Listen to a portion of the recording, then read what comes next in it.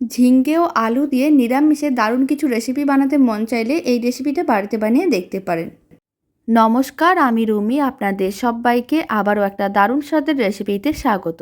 প্রথমে ঝিঙ্গেগুলোকে এরকম একটু মিডিয়াম সাইজের টুকরো করে কেটে রেখেছিলাম। তারপর খোসাটাকে ছাড়িয়ে নিতে হবে আর এইভাবে 4 ভাগে ভাগ করে নিতে হবে।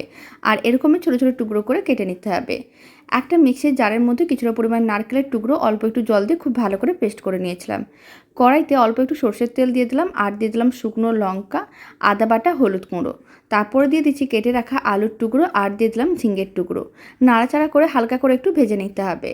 যখন ঝিঙ্গে থেকে এইভাবে জলটা শুকনো হয়ে আসবে তখন দিয়ে দিতে হবে নারকেল বাটা আর দিয়ে দিতে হবে স্বাদ অনুযায়ী চিনি আর লবণ। খুব ভালো করে মিশিয়ে নিতে হবে। আর দিয়ে দিলাম বেশ কিছুটা পরিমাণ জল। তারপর 10 মিনিট রান্না করে নিতে হবে। আপনারা দেখুন রান্নাটা বেশ শুকনো হয়ে গেছে। এবার সামান্য পরিমাণ ঘি দিয়ে দিলাম।